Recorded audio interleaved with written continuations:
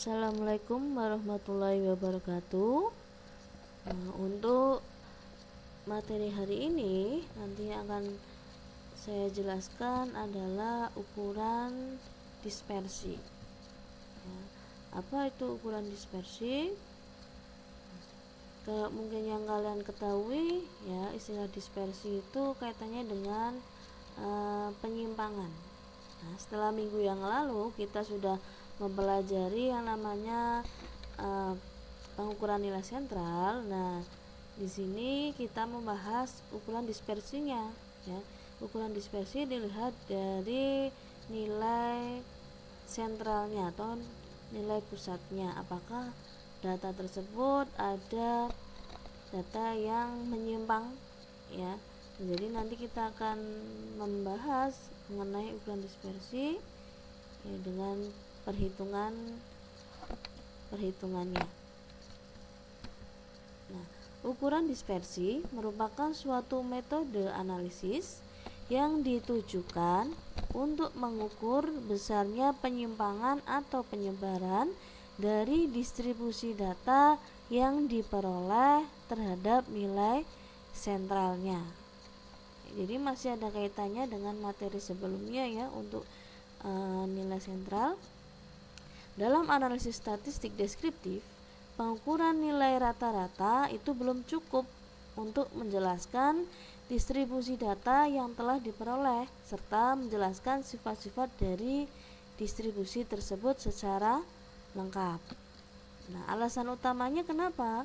Ya, apakah nilai rata-rata tersebut memang sudah dianggap mampu menjelaskan keadaan populasi yang sebenarnya? Ya, jadi kalau penelitian itu kan biasanya menggunakan sampel ya.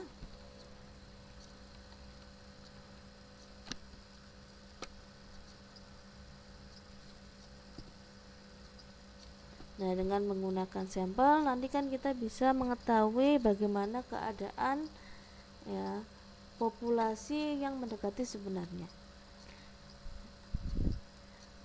Nah, kemudian tadi ya, apakah nilai rata-rata tersebut memang sudah dianggap mampu ya menjelaskan keadaan populasi? Jawabannya jelas tidak ya. Kenapa tidak? Karena ukuran rata-rata itu masih dipengaruhi oleh pengamatan-pengamatan yang mungkin ya memberikan hasil yang sangat ekstrim. Ekstrim artinya apa? Mungkin ada beberapa data yang terpaut jauh ya, jaraknya terpaut jauh sehingga terjadi penyimpangan terhadap nilai rata-rata yang terjadi cukup besar. Nah, di dalam penerapan untuk industri ya maupun sektor yang lainnya, ukuran dispersi ini sangat penting untuk diketahui. Ya, kenapa sangat penting? Karena biasanya dapat dipergunakan sebagai pengukur kualitas atau quality control dari produk yang dihasilkan. Ya, jadi apakah kalau misalkan industri itu produknya sudah sesuai dengan standar atau tidak? Ya, makanya perlu diketahui mengenai ukuran dispersi atau penyimpangannya. Nah, ini ya ini bahkan saling keterkaitan ya. Minggu yang lalu kita sudah mempelajari nilai pusat ya, kurang lebih ada min, median, modus ya, rata-rata kuadrat, rata-rata harmonik dan rata-rata ukur. Nah, kemudian dari nilai pusat tersebut nanti bisa diketahui dari ukuran dispersi atau penyimpangannya. Nah, nanti untuk ukuran dispersi yang akan kita pelajari ada range, rentangan atau jarak, kemudian ada deviasi rata-rata, kemudian ada standar deviasi, dan yang terakhir ada deviasi kuartil. Selain ukuran dispersi nanti ada yang namanya ukuran bentuk. Ukuran bentuk ini kaitannya dengan kurva normal. Nah, ada skewness sama kurtosis. Nah, hari ini yang akan kita bahas adalah ukuran dispersi. Nah, untuk definisi ukuran dispersi ya, ukuran dispersi merupakan suatu metode analisis yang ditujukan untuk mengukur besarnya penyimpangan atau penyebaran dari distribusi data yang diperoleh terhadap nilai sentral atau nilai pusatnya. Nah, data dikategorikan dalam 3 kelompok, ada data homogen, ada data relatif homogen, ada data heterogen. Nah, misalkan saya contohkan di sini ya, ada nilai ya di kelas, misalkan untuk mata kelas statistik 50 50 50 50 ya, ada 5 nilai di sini. Nah, kalau di rata-ratanya sebesar 50. Berarti kalau semuanya datanya sama, itu dianggap sebagai data apakah homogen, relatif homogen, atau heterogen. Ya, coba kita lihat dulu untuk contoh berikutnya. Nilainya ada 50, 40, 30, 60, dan 70. Kalau kita rata-rata, nilainya rata-ratanya sama ya, sebesar 50. Nah, data ini termasuk data yang mana? Apakah homogen, relatif homogen, atau heterogen? Kemudian ada contoh lagi, ada nilai di sini ada 100, ada yang dapat 40, 80, 20, sama 10. Kalau di rata-rata juga 50. Nah, jadi dari contoh kasus di sini kalian bisa melihat apakah data ini termasuk kategori homogen, relatif homogen, atau heterogen. Nah, bisa kita lihat. Nah, untuk contoh yang pertama itu dikatakan datanya homogen atau sama semua ya. Kemudian untuk yang contoh kedua, data dikatakan relatif homogen, bisa dilihat untuk rata-ratanya 50. Sedangkan untuk nilai-nilai ya persatuannya ya nggak terpaut jauh ya, ada 50, 40, 30, itu tidak terlalu terpaut jauh dari 50. Jadi dapat dikatakan data relatif homogen. Contoh yang terakhir ya, itu dikatakan data heterogen. Kenapa heterogen? Nah, bisa dilihat untuk datanya sendiri, ada yang nilai 100. Nah, kalau kita bandingkan dengan rata-rata kelasnya itu terpaut jauh. Kemudian ada yang 40 mendekati, ada yang 80 cukup jauh juga, ada yang terlalu rendah ya, nilainya terlalu ekstrim, 20, ada yang 10. Nah, maka dari itu data ini dikatakan sebagai data heterogen atau datanya bervariasi. Nah, kita pelajari satu persatu untuk ukuran dispersi nanti ya. Yang pertama ada range, nanti ada deviasi rata-rata, ada deviasi kuartil, ada standar deviasi. Nah, kita pelajari untuk yang pertama rentang atau range atau jangkauan. Ya, di sini juga dibedakan ya antara data tak berkelompok dengan data berkelompok. Nah, kalau data tak berkelompok, range atau rentangan, tinggal kita mencarinya dengan menghitung nilai maksimum atau nilai tertinggi dikurangi dengan nilai minimum atau nilai terendah. Jadi nanti kelihatan range-nya atau rentangannya. Kemudian untuk data berkelompok bagaimana? Nah, untuk data berkelompok, nilai range itu nilai batas atas kelas terakhir dikurangi nilai batas bawah kelas pertama. Nah, nanti biar lebih paham, saya beri contoh itu untuk data tak berkelompok. Data UTS statistik ya, diketahui nih ada 10 ya, 10 data untuk nilai UTS statistik. Nah, jawabannya perlu diurutkan dari data terkecil sampai data terbesar. Nah, kemudian untuk nilai range, nah tinggal dicari mana nilai terendah sama nilai tertinggi. Ya, nilai tertingginya sebesar 90, nilai terendahnya 50. Berarti kita selisihkan saja 90 dikurangi dengan 50 hasilnya 40. Jadi range-nya diketahui 40. Itu untuk data tak berkelompok. Nah, sekarang kita lihat untuk data berkelompok. Nah, contohnya di sini ya, ada berat badan, ada jumlah mahasiswa. Nah, di situ ada 5 kelas. Nah, untuk menghitung range ya untuk data berkelompok tadi apa? Nah, nilai batas atas kelas terakhir, batas atas nilai kelas terakhir. Berarti ini ya, untuk kelas terakhir itu antara 72 sampai 74, yang diambil adalah batas atas, berarti batas atasnya 74. Kemudian dikurangi nilai batas bawah kelas pertama. Kita lihat kelas pertamanya antara 60 sampai 62. Batas bawahnya sebesar 60. Nah, tinggal kita kurangkan atau kita selisihkan. 74 dikurangi 60 hasilnya 14. Nah, itu untuk contoh-contoh mengenai range atau rentangan. Untuk selanjutnya, nah, simpangan rata-rata atau biasa dikatakan sebagai deviasi rata-rata. Nah, ada rumus data tak berkelompok dan data berkelompok. Nah, untuk rumusnya di sini saya simbolkan dengan SR, ya, maksudnya SR itu simpangan rata-rata. Mungkin di buku lain menggunakan simbol yang berbeda, ya nggak masalah. Nah, rumusnya apa? Sigma.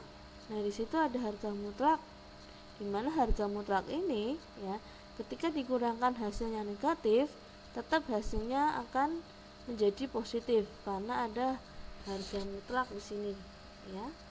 Kemudian dibagi dengan jumlah data. Itu untuk data tak berkelompok. Kemudian ada data berkelompok. Nah, sama juga yang bersama, tetapi di depan sini ada sigma F, berarti jumlah dari datanya berapa, ya. Kemudian dikalikan dengan harga mutlak XI dikurangi X bar atau rata-rata dibagi sigma F. Nah, untuk memperdalam, ya, biar kalian lebih paham, saya berikan contoh. Nah, untuk data tak berkelompok, carilah rata-rata simpangan terhadap rata-rata hitung dari data ini, ya. Ada 5 data. Nah, dari data ini ada 50, 40, 30, 60, 70, itu adalah nilai XI nya. Nah, kemudian dari rumus tadi, ya, harga mutlak XI dikurangi X bar. X bar itu berarti rata-rata. Nah, kita rata-ratakan dulu nilainya, ya. Tinggal ditambahkan, ya, 50 tambah 40 tambah 30 tambah 60 tambah 70 dibagi dengan 5 karena datanya ada 5. Ya, hasilnya X barnya atau rata-ratanya sebesar 50. Nah, untuk nilai di sini, ya, kita masukkan XI kurangi X bar. 50 kurangi 50 hasilnya 0. 40 kurangi 50 hasilnya minus 10. Berhubung di sini harga mutlak, jadi angkanya semuanya hasilnya positif, ya. Kemudian ada 30 dikurangi 50 minus 20 karena harga mutlak jadi 20, dan seterusnya. Setelah itu tinggal dijumlahkan, hasilnya sebesar 60. Nah, tinggal kita masukkan ke dalam rumus simpangan rata-rata. Nah, di sini hasilnya 60, tinggal dibagi dengan n-nya. N-nya sebesar 5 sama dengan 12. Jadi simpangan rata-ratanya sebesar 12. Itu untuk contoh data tak berkelompok. Nah, kita lihat untuk data yang berkelompok. Nah, kalau data berkelompok itu pasti ada kelasnya, ya, di sini, ya. Nah, ada 8 kelas. Diketahui untuk nilai F-nya, ya, atau jumlahnya totalnya ada 80. Kemudian, ya, nilai XI-nya dari mana? Nah, sudah kita pelajari, ya, untuk materi sebelumnya itu nilai tengah. Tinggal berarti 50 tambah 55 dibagi 2 hasilnya 52,5.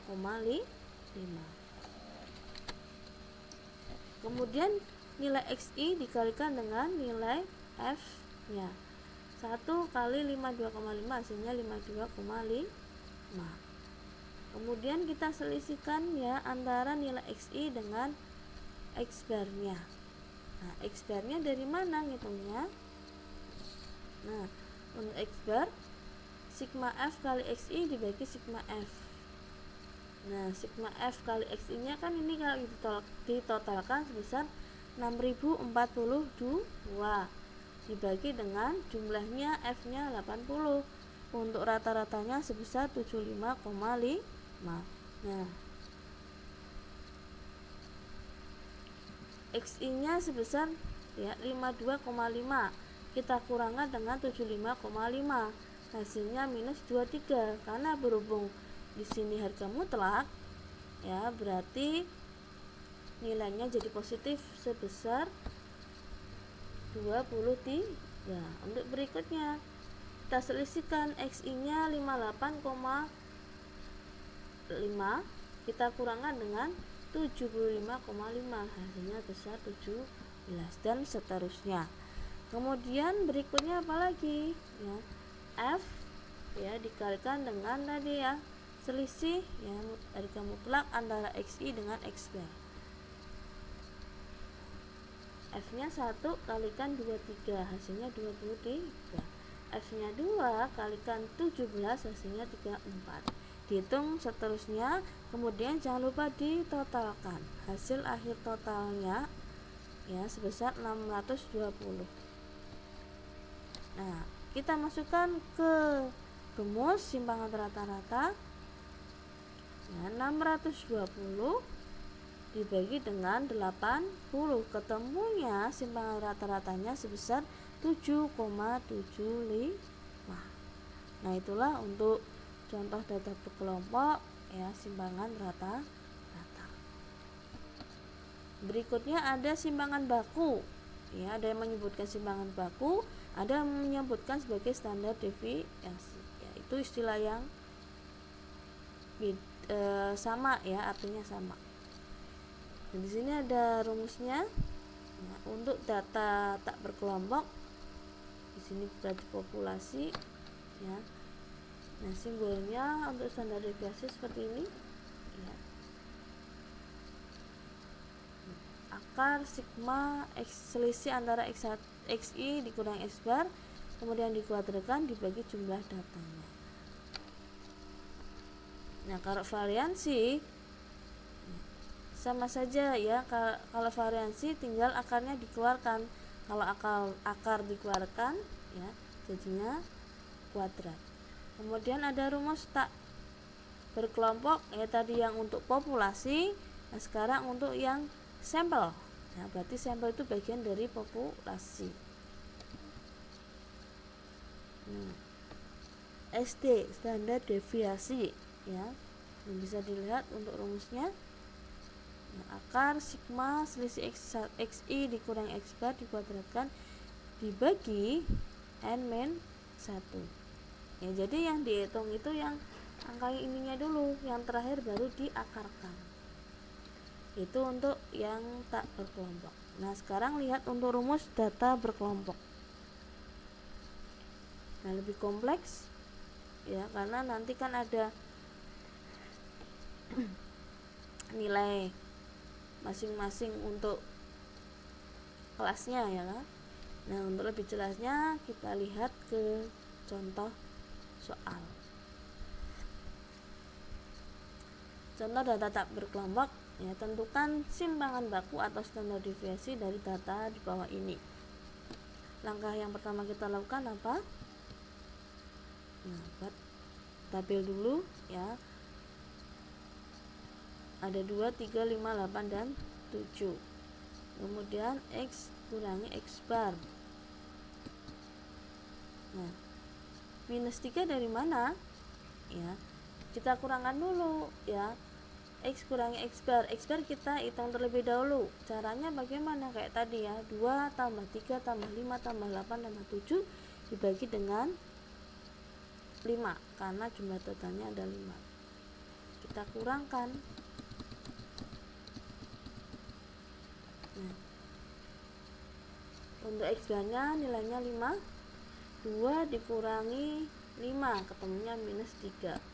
3 kurangi 5 ketemunya minus 2, dan seterusnya. Setelah dihitung semua baru dikuadratkan. Minus 3 dikuadratkan menjadi 9. Minus 2 dikuadratkan menjadi positif 4. Nah, kemudian ditotalkan. Nah, setelah ditotalkan baru kita masukkan ke rumus standar deviasi.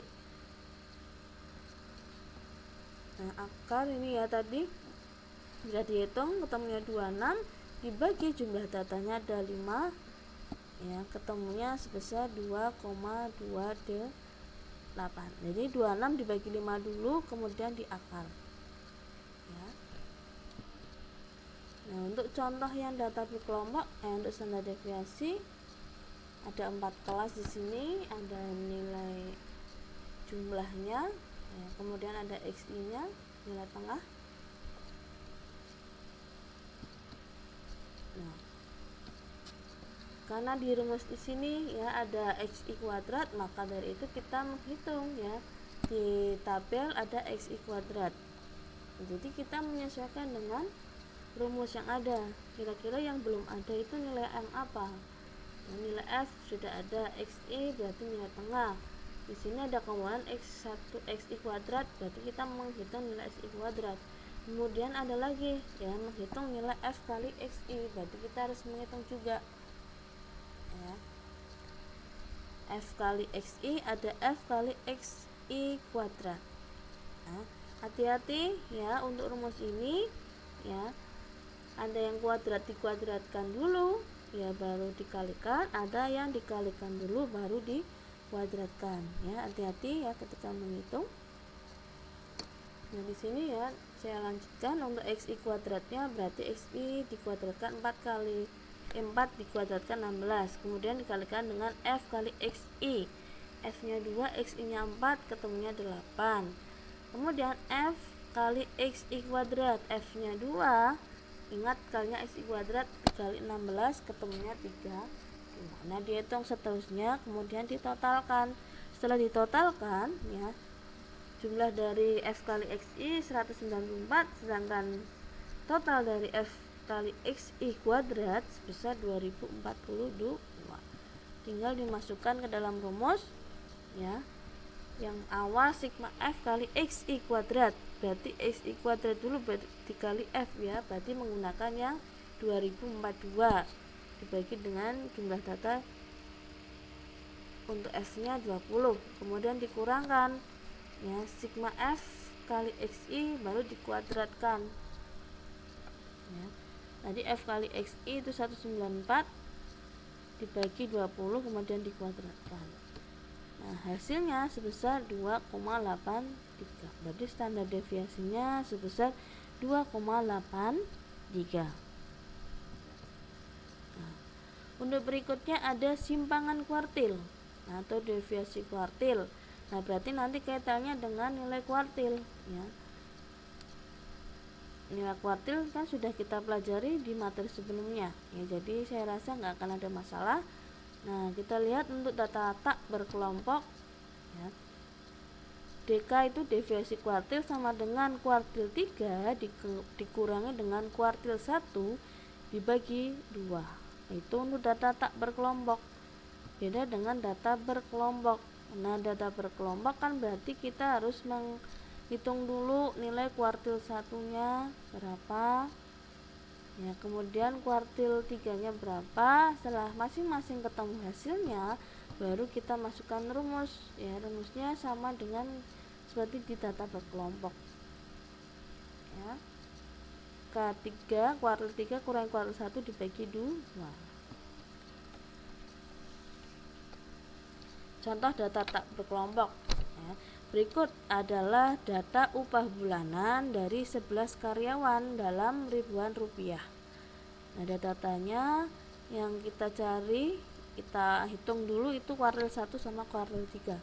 Kuartil 2 nya tidak perlu ya, karena itu bukan bagian dari komponen perhitungan. Yang ditanyakan hitung simpangan kuartilnya. Nah, jangan lupa diurutkan terlebih dahulu untuk datanya ya. Nah, kita cari atau kita hitung letaknya dulu. K1 masih ingat ya, 1 dikali N plus 1 kurang tutup bagi 4. Jumlah datanya ada 11, tinggal masukkan hasilnya.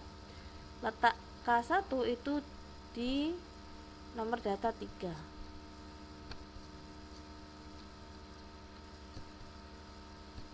Nah, 3 berarti nilainya sebesar 40. Sedangkan letak kuartil 3 bisa dimasukkan ke rumus, hasilnya di posisi nomor 9 yaitu angkanya sebesar 70. Nah, itu baru ketemu nilainya, tinggal kita masukkan ke dalam rumus ya, SK simpangan kuartil ya. K3 kurangi K1 dibagi 2. K3 nya kuartil 3 nya 70. Ingat ya, yang dihitung nilainya bukan letaknya. 70 kurangi 40 dibagi 2 hasilnya 15. Jadi simpangan kuartilnya sebesar 15. Nah, ini untuk contoh data berkelompok. Nah, pertama kita cari letaknya dulu K1, K3.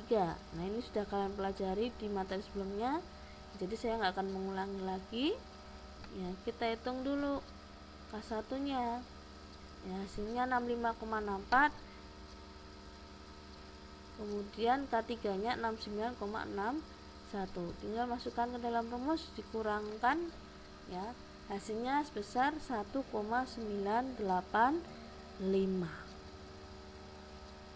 ya. Itu untuk contoh simpangan kuartil ya untuk data berkelompok. Kemudian ada yang namanya koefisien variasi. Koefisien variasi atau deviasi rata-rata, ukuran penyebarannya dengan menggunakan deviasi rata-rata relatif terhadap nilai rata-ratanya atau persentase dari deviasi rata-rata terhadap nilai rata-ratanya. Nah, bisa dilihat untuk rumusnya. KV itu koefisien variasi ya. Berarti standar deviasi dibagi dengan nilai rata-ratanya atau X-bar-nya kemudian dikalikan 100%. Nah, ini ada contoh soal. Di pasar tradisional harga lombok merah itu rata-rata 750. Ini contoh saja ya. Nah, 750, kemudian diketahui simpangan bakunya atau standar deviasinya sebesar Rp65. Kemudian diketahui lagi ya, harga lombok hijau rata-ratanya 1000 dengan standar deviasi atau simpangan bakunya 50. Nah, perbandingkan dispersi kedua lombok tersebut. Nah, kita masukkan ke dalam rumus KV tadi ya. Simpangan baku atau standar deviasi dibagi dengan rata-rata kemudian kalikan 100. Nah, untuk yang lombok merah dulu, jadi simpangannya 65 dibagi rata-ratanya 750 kali 100% ketemunya 8,67%. Kemudian kita hitung juga untuk yang lombok hijaunya ya, 50 tadi ya, simpangannya dibagi 1000 kali 100 ketemunya 5%. Nah, kita bandingkan kira-kira mana sih yang paling baik ya, apakah lombok merah atau lombok hijau. Nah, yang paling baik itu nilainya atau koefisien variasinya itu yang terkecil ya. Kita bandingkan antara lombok merah dengan lombok hijau.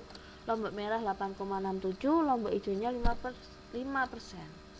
Nah, lebih bagus yang mana? Nah, lebih bagus yang lombok hijau ya, karena dispersi lombok hijau itu lebih kecil ya dibandingkan dengan lombok merah, maka yang lebih baik adalah lombok hijau ya. Jadi diperbandingkan persentasenya yang lebih sedikit itu yang lebih baik ya, jadi artinya penyimpangannya lebih kecil. Nah, itu ya untuk materi ukuran dispersi ya, dipelajari dengan baik ya, dipahami, kemudian sambil dicoba di rumah untuk perhitungannya. Semoga apa yang saya sampaikan bisa bermanfaat untuk kalian ya. Wassalamualaikum warahmatullahi wabarakatuh.